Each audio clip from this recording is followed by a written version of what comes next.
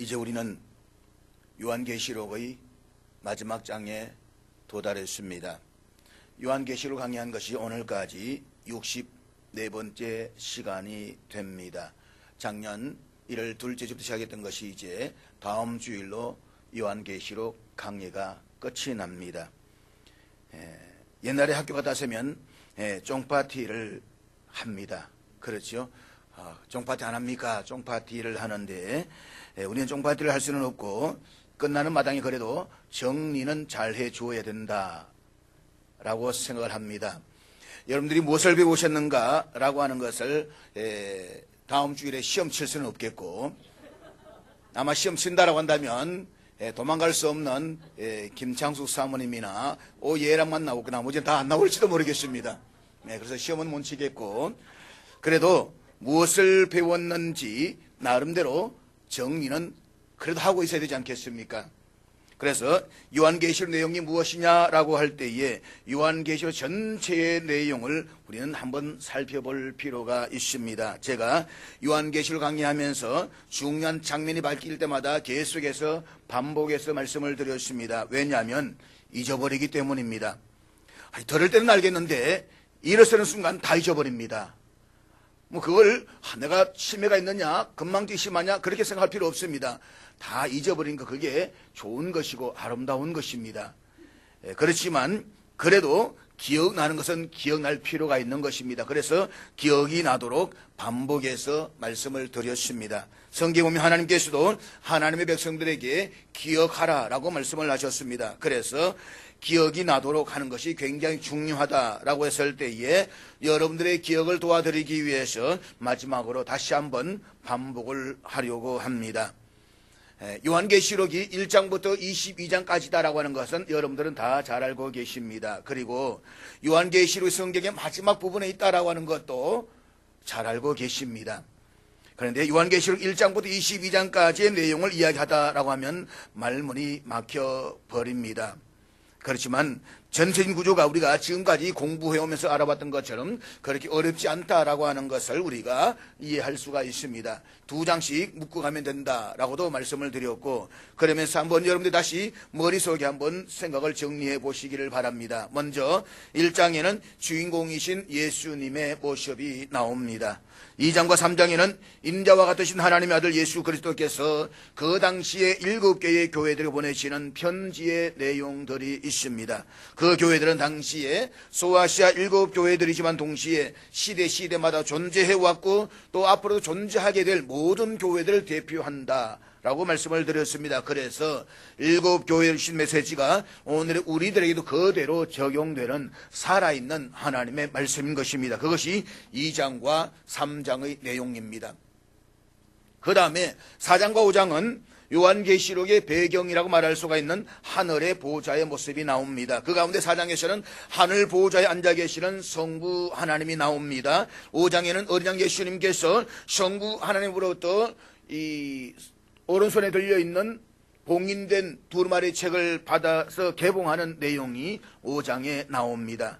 이제 어린 양신 예수님께서 봉인된 두루마리 책을 하나씩 떼어나가시면서 6장부터 시작해서 16장까지 요한계시록 가장 중요한 3대 7중 재앙 시리즈가 나옵니다. 그것이 7인과 7나팔 7대접의 재앙인데, 이것도 각 재앙들이 첫째부터 넷째까지가 한 단위로 되어져 있다라고 말씀을 드렸습니다. 그러니까 7인의 나팔도 첫째부터 넷째까지, 7나팔의 재앙도 첫째부터 넷째까지, 그리고 7대접의 재앙도 첫째부터 넷째까지, 이게 하나의 단위로 묶어져 있다라고 말씀을 드렸습니다. 그리고 7인의 재앙에서 마지막 7째 인에 가면 7나팔 재앙이 시작이 되고, 또 7나팔장에서도 마지막 7째 나팔장에 가면 바로 7대접의 장이 시작된다 라고 말씀하면서 이것이 쭉 전가되는데 16장까지 간다라고 말씀을 드렸습니다.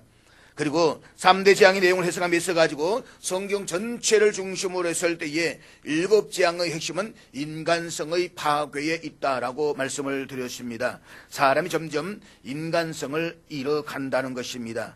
지금은 인간성의 파괴가 거의 절정을 향해서 달려가고 있습니다. 여러분이 매스컴을 통해서 보시는 대로 옛날 같았으면 상상할 수도 없었던 일들이 일어나고 있습니다. 인간의 탈을 쓰고 짐승보다 못한 일들을 하는 모습들을 보면서 우리는 어떻게 저럴 수가 있을까 싶은 끔찍함에 치를 떨 때가 있습니다. 이러한 것들을 보았을 때에 인간성이 심각하게 파괴되고 있다는 것을 알 수가 있습니다. 그리고 인간성의 파괴가 절정에 달하게 되면 예수님이 오신다는 것입니다. 그리고 일곱 나팔과 일곱 대접의 재앙은 환경이 파괴가 되는 것을 말합니다. 그런데 일곱 나팔의 재앙은 3분의 1이 파괴가 된다라고 했고 일곱 대접의 재앙은 우주 전체가 파괴된다라고 했습니다. 그래서 일곱 나팔에 비해서 일곱 대접의 재앙은 그 규모나 파괴에 있어가지고 상당히 진전되는 것을 볼 수가 있습니다. 분명한 것은 환경 파괴입니다. 그러니까 여러분들이 예수님 오실 때가 어느쯤 되었는가라고 하는 것을 알고 싶으시면 다른 것을 볼 필요가 없습니다. 인간성의 파괴와 환경의 파괴만 보면 알 수가 있는 것입니다. 인간성이 심각하게 파괴되는 것을 보았을 때에 정말 말세로구나 라고 하는 말들이 입에서 저절로 나오는 것을 보게 되면 이제 거의 다 왔다는 것입니다. 환경의 파괴도 마찬가지입니다. 오늘의 환경이 너무 심각하게 파괴되고 있는 형상들을 볼 수가 있습니다. 강과 바다의 녹조 현상을 비롯해서 하늘의 오존층이 심각하게 파괴되어져 가고 있습니다. 지구의 온난화로 기온이 올라가면서 환경이 급변하게 변하고 있습니다. 환경이 어느 정도 파괴가 되고 있는지를 보면 주님이 오실 때가 멀지 않았다는 것을 알 수가 있습니다. 그래서 인간성 파괴와 환경 파괴 이 두 가지를 보면 지금 세상이 어느 정도 끝에 와 있다는 것을 알 수가 있다는 것입니다. 그것이 16장까지 나옵니다. 그 다음에 17장과 18장은 큰 음녀 바벨론의 멸망이 나옵니다. 화려한 음료잔에 취했던 바벨론의 멸망은 하나님을 대적하고 우상을 섬겼던 세상의 멸망입니다. 그리고 19장과 20장에 가면 예수님께서 재림하셔서 어린 양의 혼인잔치가 벌어지면서 천년왕국과 사탄의 완전한 멸망과 함께 백보자 신천 신지에 관한 내용, 백보자 심판에 관한 내용이 나옵니다. 그리고 마지막으로 21장과 22장에는 신천, 신지, 새하늘과 새 땅이 나옵니다. 이것이 요한계시록 전체의 내용입니다. 그려지십니까? 자, 그래서 다시 한번 PPT를 띄우면서 친절한 제가 여러분 다시 한번 도와드리고자 하는 것입니다. 요약을 하면 1장에서 만왕의 왕이시요 만주의 주가 되시는 예수 그리스도가 등장을 하고 2장과 3장에서는 일곱 교회들을 보내시는 주님의 편지로서 책망할 부분은 책망하고 칭찬할 부분은 칭찬하시고 격려할 부분은 격려하시는 편지가 나옵니다. 그 다음에 4장과 5장에서는 하늘 보호자가 나오고 복민대 두루마리 체육을 개봉하면서 3대 재앙 시리즈가 6장부터 16장까지 쭉 이어집니다. 늘 말씀하지만 재앙 시리즈를 이해하지 못한다면 제가 지난주간 어느 목사님들 모임에 나갔다가 요한계시 질문을 하길래 3대 재앙이라고 못 외우겠다 그러길래 쉽다고 어떻게 쉽냐라고 이해했습니다. 사람이 나팔을 불다가 신경질 나서 대접을 던져버렸다. 그러냐고. 그래서 자기도 외웠다고 라고 하는데 아주 쉬운 방법입니다. 그렇게 3대 재앙 시리즈가 나온다라고 한다면 그 다음에 17장과 18장에서는 세상이 멸망하는 장면이 나오고 그리고 19장과 20장에서는 예수님이 재림하셔서 어린 양의 혼인잔치가 배설한 장면과 천년왕국과 사탄의 완전한 멸망과 백보자 심판이 나옵니다. 그리고 21장과 22장에서는 신천, 신지, 새하늘과 새 땅이 나옵니다. 이것이 요한계시록의 전체 내용입니다. 참 쉽죠? 참 쉬워요. 자, 그런데 이것을 전체로 한마디로 요약을 하면 여러분 저를 위해서 십자가의 피를 흘려주시고 죽으셨다가 부활하시고 성천하신 예수님께서 역사의 마지막 날에 마침내 완벽한 승리를 거두시고 구원과 심판을 완성하신다는 내용입니다. 그것이 요한계시록 전체의 내용인 것입니다. 그런데 이 요한계시록의 전체를 놓고 보았을 때에 앞으로 이 세상이 어떻게 될 것이냐? 인간성 파괴가 점점 심해집니다. 환경 파괴가 점점 심해집니다. 그리고 예수님 오시기 직전이 되면 예수를 믿지 않았던 유대인들의 대다수가 주님께로 돌아옵니다. 뿐만 아니라 적그리스도의 세력이 나타나서 교회를 집중적으로 방해하고 박해하는 시대가 오게 됩니다. 마지막 단계가 되면 무시무시한 적그리스도의 세력이 등장을 해서 예수 믿는 사람들이 물건을 사고 팔지도 못하게 합니다. 교회와 성도들이 제대로 숨을 쉬고 살지 못할 정도로 견디기 힘든 순간이 됐을 때에 예수님께서 이 땅에 내려오십니다. 그리고 이 땅에 존재하는 모든 악의 세력들을 완전히 처단하시고 하나님의 백성들을 완벽하게 구원하시는 일들이 일어납니다. 이게 곧 멀지 않은 때에 이루어진다는 것입니다. 자, 그랬을 때에 우리는 이제 21장부터 22장까지의 신천신지 부분에 와 있습니다. 21장부터 22장 내용 중에서 우리가 지난 살펴보았던 내용들을 다시 한번 반복을 하면 21장 앞부분의 1절부터 8절까지에서는 신천신지의 서론에 해당하는 부분인데 그 핵심의 내용은 임마누엘이다라고 했습니다. 하나님이 우리와 함께 계신다는 것입니다. 물론 지금도 하나님께서 우리와 함께 계십니다. 언제나 함께 계십니다. 항상 함께 계십니다. 그러나 지금은 인간의 범죄와 타락으로 하나님이 우리와 함께 계신다는 것을 온전하고 완전하게 체험하지를 못합니다. 그 우리를 보듯이 부분적으로 체험할 수밖에 없습니다. 그렇지만 장차 도래하기를 신천신지 세계를 쓰면서는 얼굴과 얼굴을 대하는 것 같이 하나님과 함께 영원 무궁토록 즐거워하면서 영화롭고 복된 삶을 살게 될 것입니다. 그 다음 9절부터 마지막 27절까지에서는 지난주에 살펴보았듯이 신천신지의 새 예루살렘 모습을 아주 영광스럽고 화려한 모습으로 소개해주고 있습니다. 그러니까 지난주에 보았던 새 예루살렘은 바깥에서 바라보았던 화려하고도 완벽한 모습이었습니다. 반면에 오늘 우리 살펴보고 있는 이 요한계시록 22장 1절 5절 말씀은 장차 하나님의 백성들이 살게 될 새 예루살렘의 내부 모습, 안의 모습이다라고 하는 것입니다.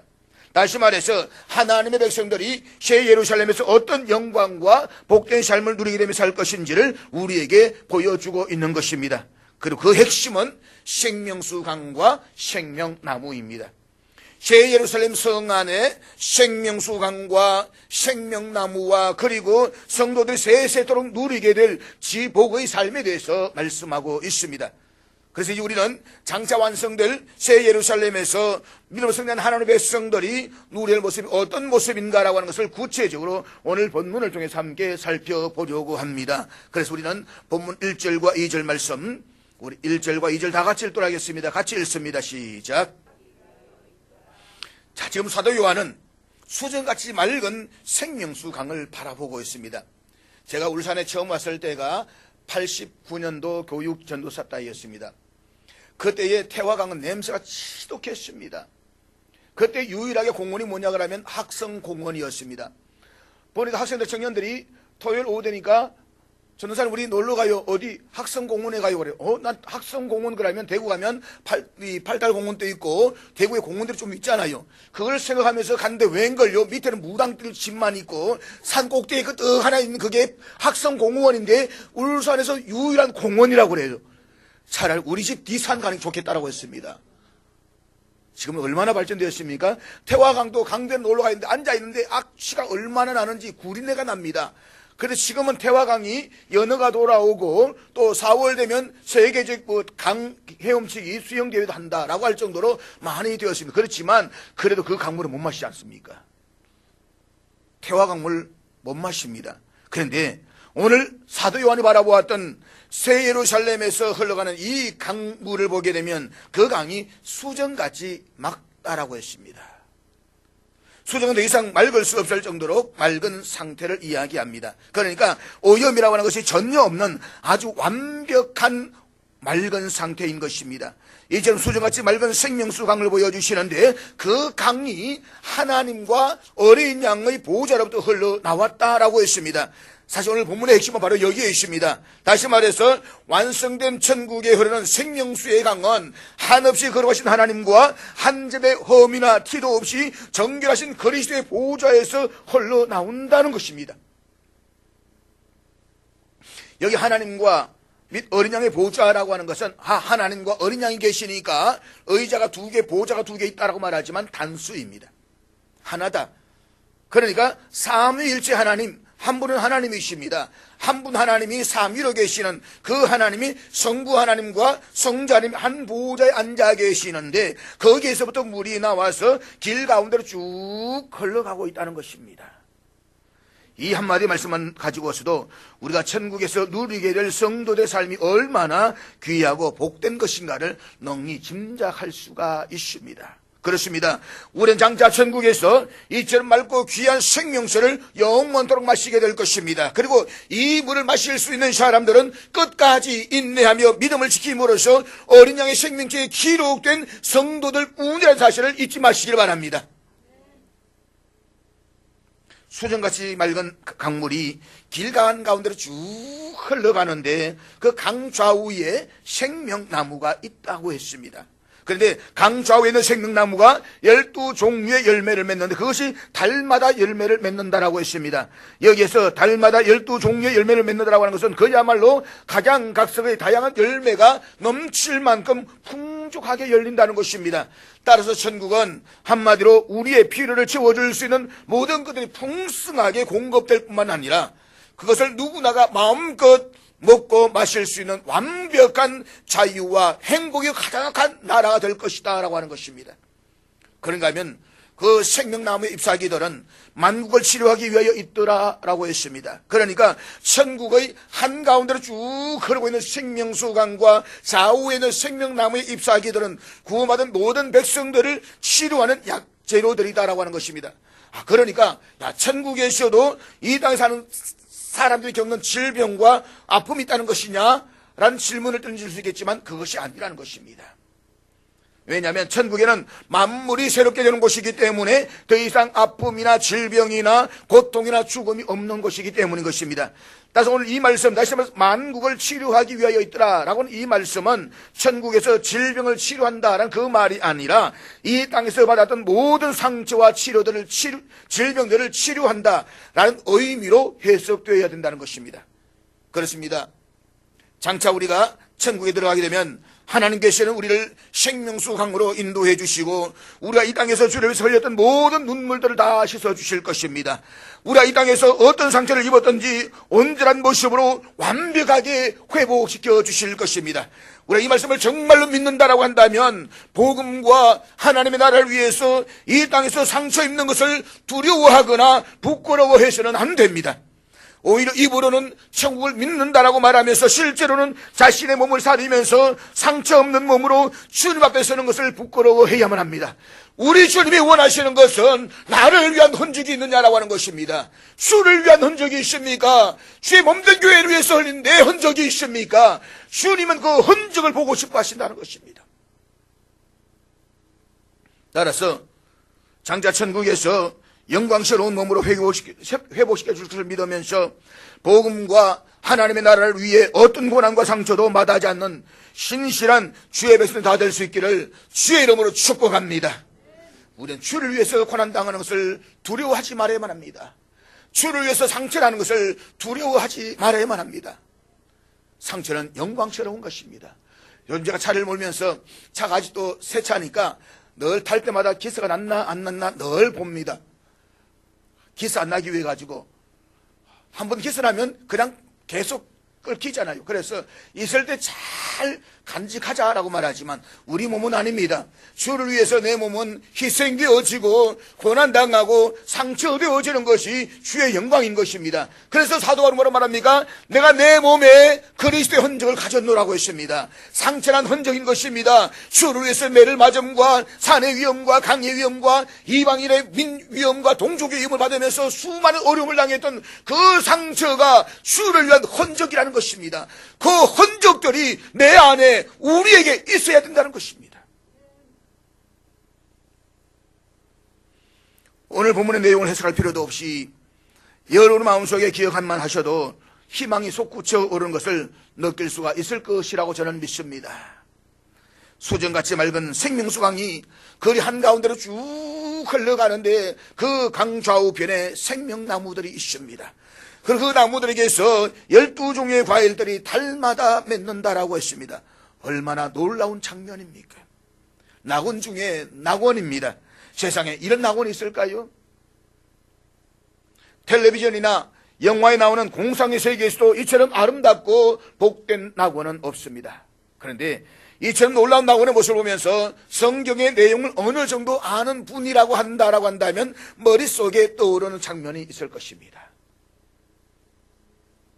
에덴 동산 말입니다. 에덴 동산. 오늘 본문에서 우리는 창세기의 에덴 동산을 떠오르게 됩니다. 그러나 장차 완성될 천국은 에덴 동산 그 이상의 것입니다. 다시 말해서 천국에서의 성도의 삶은 에덴 동산에서 인간이 죄로 말며 잃어버렸던 모든 것을 회복하는 삶이 될 것입니다. 동시에 천국에서의 삶은 에덴 동산의 삶보다 더 복된 삶이 될 것입니다. 왜냐하면 에덴 동산에서는 인간에게 타락의 가능성이 있었다고 한다면 천국에서는 그것이 전혀 없기 때문입니다. 천국은 죄도 죽음도 저주도 없다라고 했습니다. 구약 성경 창세기 3장을 보게 되면 아담과 하와가 하나님께서 따먹지 말라고 하는 선악과를 따먹음으로 해서 사망과 저주가 들어오게 됩니다. 그 하나님께서 그들에게 이런 말씀을 하십니다. 창세기 3장 14절 말씀 우리 다 같이 읽겠습니다. 같이 읽습니다. 시작. 자, 여기에서 저주라는 단어에 주목해서 보시기를 바랍니다. 그러니까 인간이 범죄함으로 저주가 에덴 동산에 들어왔습니다. 그래서 뱀이 저주를 받는데 모든 짐승보다 더욱 저주를 받아서 배로 다니고 살아있는 동안에 흙을 먹는다라고 했습니다. 그리고 16절에 보면 범죄한 여자에게 임신하는 고통을 더하게 하셔서 남편의 다스림을 받게 될 것이라고 했습니다. 그 다음에 17절에 보면 아담으로 하여금 평생에 수고하여야 그 소산을 먹는다라고 했습니다. 피곤하도록 노력을 해야 함에도 불구하고 먹을 것이 별로 없고 정말 피땀 흘려야만 먹을 것이 있다라고 하는 것입니다. 이것이 인간이 범죄함으로 오게 된 것입니다. 그리고 18절에 보면 땅이 내게 가시던 뿔과 엉겅퀴를 낼 것이라고 했습니다. 그래서 얼굴에 땀을 흘려야만 먹을 것이 있는 저주받은 세상에 인간이 살게 된 것입니다. 그러한 하나님께서는 아담과 하와가 생명나무 열매도 다 먹고 영생할까라고 해서 에덴 동산에서 내쫓으시고 동산 동쪽에 거룩 천사들과 회전한 불칼을 두어서 생명나무에 이르는 길을 지키게 하셨다라고 했습니다. 즉 인간이 범죄에서 저주받은 세상에서 사는 고통스러운 존재가 되었습니다. 이 고통스러운 존재로서 생명나무를 먹어버리면 그 고통스러운 상태에서 영원히 사는 것입니다. 한번 상상해 보십시오. 이게 얼마나 심각한 또 다른 고통이고 저주가 될 것입니까?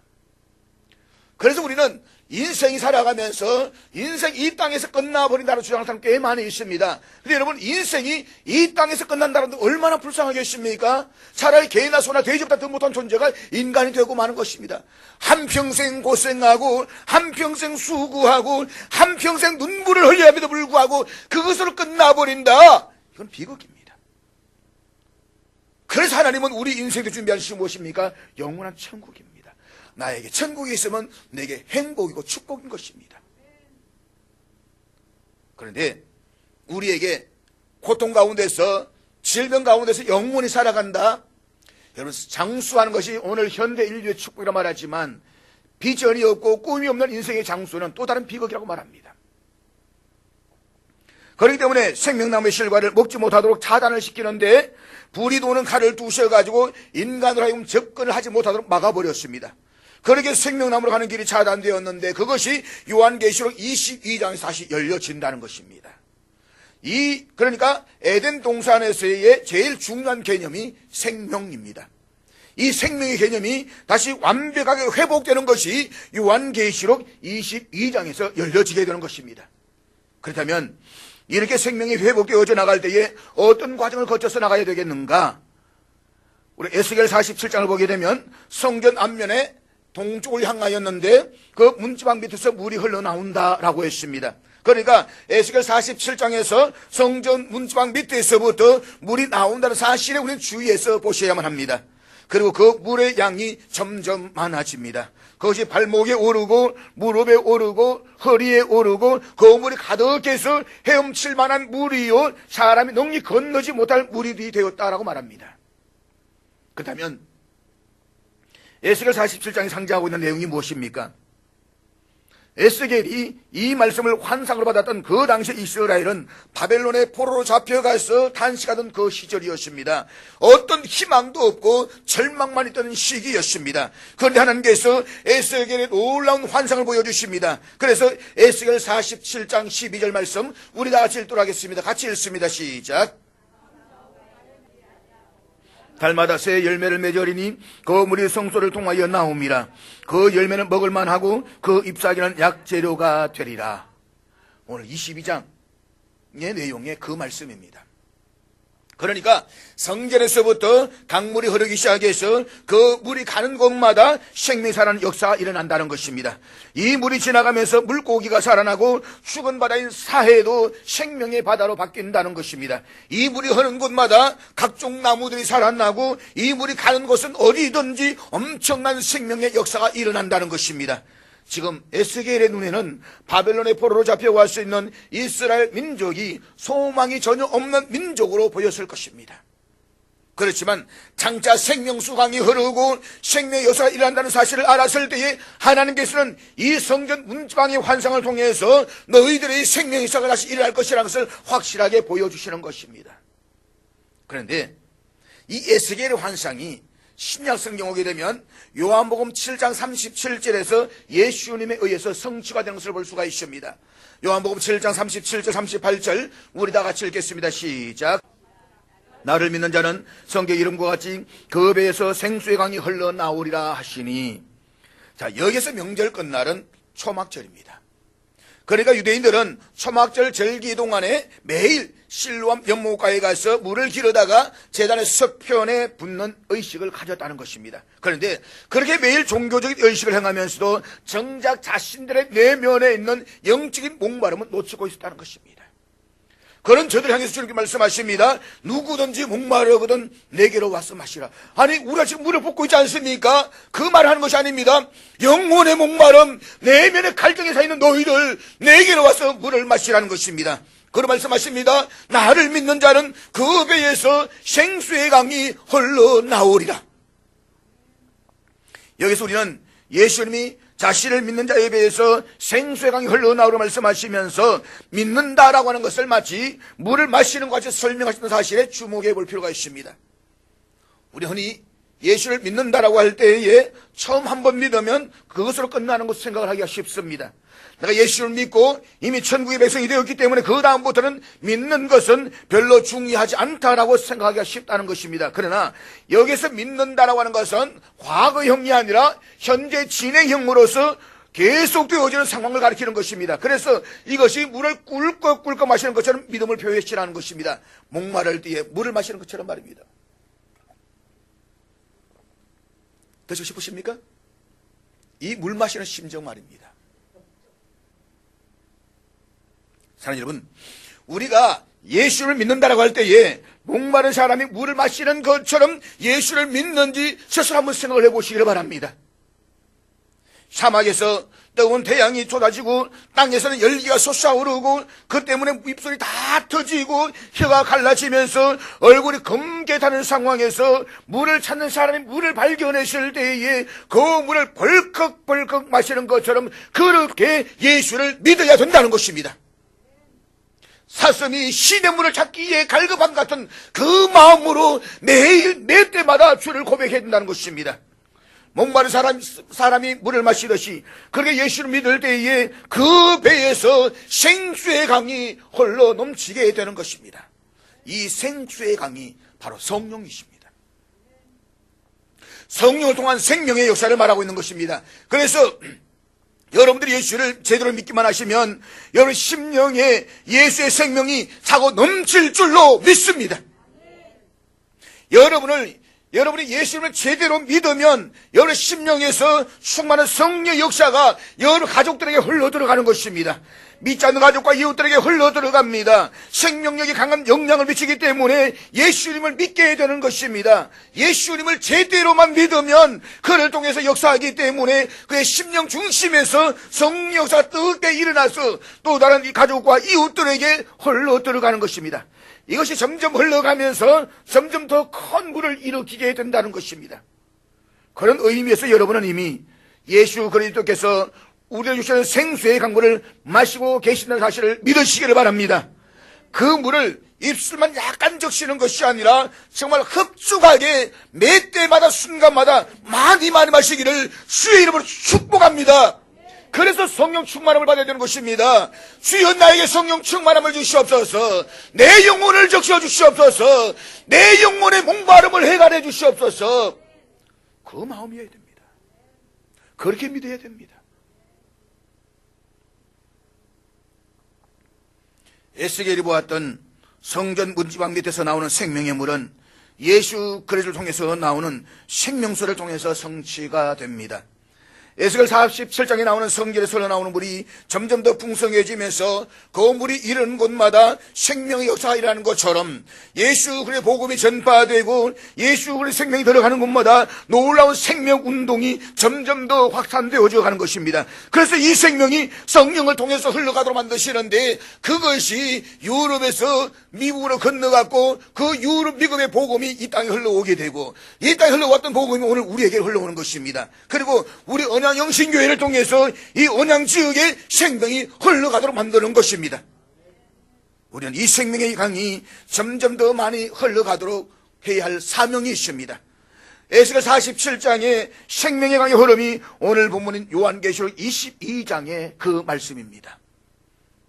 그런데 우리가 지금은 성령을 통해서 예수의 생명을 체험하고 있지만 그 생명의 부족한 부분들을 많이 느끼고 있습니다. 우리의 영혼은 날마다 세워지고 있지만 육신은 세월이 흐를수록 부패해져 갑니다. 결국에는 흙으로 돌아갑니다. 아담과 하와가 범죄한 그 원죄와 스스로 범하는 자범죄 때문에 이런 과정을 통과해야만 합니다. 그렇지만 장차 멀지 않은 장래에 우리 주님께서 오시면 우리의 생명은 완전하게 회복될 것입니다. 그래서 우리는 주님이 이 땅에 다시 오실 것을 간절히 너무나도 간절히 사모하고 있는 것입니다. 마라나타 아멘 주 예수여 어서 오시옵소서. 멀지 않은 장래에 예수님께서 이 땅에 오십니다. 하나님 아버지와 어린 양의 보좌로부터 생명의 물이 흘러나와서 거리 한가운데로 풍성하게 흘러갑니다. 그리고 그 강좌우로 생명나무들이 있어서 달마다 열매를 맺는데 12가지 종류의 열매를 맺습니다. 그래서 그 열매를 먹는 하나님의 백성들인 저와 여러분들은 날마다 마음껏 먹고 마시면서 영혼만 사는 것이 아니고 육신까지도 살게 될 것입니다. 여러분들이 스스로 보기에도 깜짝 놀랄 정도로 여러분의 육신이 회복될 것입니다. 질병이 있는 자 질병이 사라질 것입니다. 근심이 있는 자 근심이 사라질 것입니다. 하나님의 태초에 아담을 창조했던 그 모습으로 완벽하게 회복될 것입니다. 물론 하나님의 주신 특징은 살아있겠지만 완벽하게 아름다운 모습으로 나타날 것입니다. 육신까지 그 생명을 누리게 됩니다. 영혼이 완벽한 생명을 누리게 됩니다. 그때는 아담과 하와가 범죄함으로써 에덴 동산에 있었던 저주가 완전히 사라지기 때문에 저주를 찾아볼 수가 없습니다. 흔적도 없습니다. 하나님께서 처음 에덴 동산을 만드셨던 그 완벽한 상태로 회복이 될 것입니다. 그렇다면 완성된 천국에서 성도들이 어떤 일을 하면서 살까요? 다 있으니까 달마다 12종류의 열매를 맺으면서 생수의 강을 흘러가니까 일할 게 뭐가 있습니까? 야, 진짜 편하겠다. 사람이 완전히 늘어쳤겠다라고 말하겠지만 아니라는 것입니다. 천국에서 우리가 할 일이 있습니다. 첫째는 무엇이냐? 하나님을 섬기는 일을 하며 살게 될 것입니다. 본문 3절 말씀인데 우리 3절 다 같이 읽겠습니다. 시작. 천국은 모든 것이 완벽하게 갖추어진 것입니다. 때문에 천국에 들어가면 심심하지 않겠느냐라고 말하는 사람들이 있습니다. 아닙니다. 천국은 한가하게 게으름을 피우며 노는 것이 아닙니다. 천국은 하나님과 어린 양신 예수 그리스도를 섬기며 예배하는 것입니다. 이것은 구원받은 성도들만이 누릴 수 있는 영광이자 특권이자 축복입니다. 우리를 사랑하셔서 그 외아들 예수 그리스도를 내어주신 성부 하나님의恩宠, 우리를 위해서 자기의 몸을 버리신 성자 하나님의 그 놀라운 사랑, 우리 속에 성자 하나님의 생명을 끊임없이 약동시키시는 성령님의 역사, 이 놀라운 역사를 일으키시는 삼위일체 하나님을 세세토록 찬양하고 경배하게 되는 것입니다. 그렇기 때문에 여러분이 이 땅에 사는 동안에 하나님을 찬양하고 경배하고 섬기는 일을 열심히 잘 연습하시기를 바랍니다. 찬양을 할 때도 가장 힘차고 뜨겁게 열심히 하나님 앞에 섰을 때의 모습으로 찬양하시기를 바랍니다. 이것도 땅 위에 사는 동안에 연습을 해야 장차 천국에 들어갔을 때 하나도 어색하지 않는 것입니다. 평소에 연습이 되어져야 전혀 어색하지 않는데 전혀 연습이 안 되지만 무언가 시키면 갑자기 어색해서 하지 못한 일들이 얼마나 많이 있습니까? 그렇기 때문에 천국에 가서 여러분들이 세세토록 하나님을 찬양할 것인데 이 땅 위에 있는 동안에 연습을 많이 하시길 바랍니다. 가장 뜨겁고 가장 멋지고 가장 아름다운 모습으로 주님을 찬양하시길 바랍니다. 마음을 다하고 뜻을 다하고 성품을 다해서 하나님을 찬양하는 이것이 마치 제사를 지내는 것과 같습니다. 입술의 열매와 같습니다. 장차 우리는 천국에서 영원 무궁토록 성삼위 하나님을 찬양할 것입니다. 그것을 땅 위에서부터 감격스럽게 연습하고 그것이 우리의 생활 속에서 자연스럽게 헛물대면서 하나님을 찬양할 수 있는 저와 여러분들 수 있기를 주의 이름으로 축복합니다. 두 번째로 세세토록 왕노릇하게 된다라고 했습니다. 그것이 본문 5절 말씀인데 우리 5절 다 같이 읽겠습니다. 시작.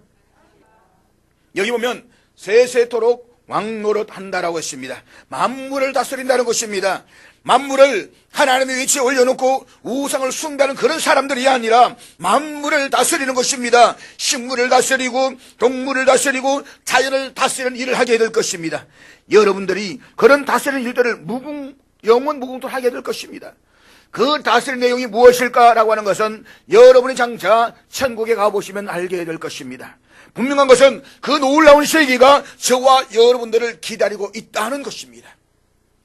사랑하는 여러분, 장차 천국에서의 성도들은 위로는 하나님을 섬기고 아래로는 만물을 다스리는 영원한 권세와 영광을 누리게 될 것입니다. 그러니까 천국에서 성도들이 하는 두 가지 일의 핵심은 섬김과 다스림입니다.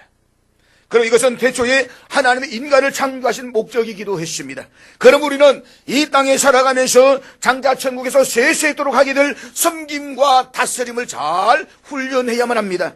사랑하는 여러분, 장차 천국에서 누리게 될 이 놀라운 권세와 영광과 축복은 어떤 희생을 치르더라도 아깝지 않은 가장 값어치가 있는 것입니다.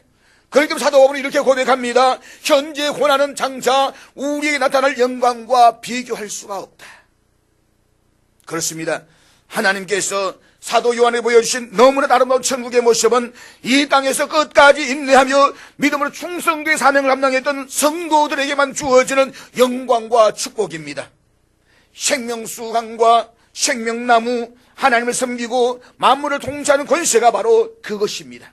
그러므로 우리는 이 놀라운 영광과 축복이 예비되어 있음을 기억하면서 세상의 어떤 영화도 부러워하거나 어떤 고난도 두려워해서는 안 됩니다. 멀지 않은 장래에 우리 주님이 이 땅에 오시면 완성된 천국에서 영세 무궁토록 풍성한 생명을 공급받아서 최상의 상태에서 최고의 지복의 삶을 누리게 될 것입니다. 그 영광스러운 나라가 멀지 않은 장래에 올 것을 소망 중에 바라보면서 이 땅 위에 계시는 동안에 하나님을 잘 섬기는 저와 여러분들 수 있기를 주의 이름으로 축복합니다. 기도하겠습니다. 하나님 감사합니다.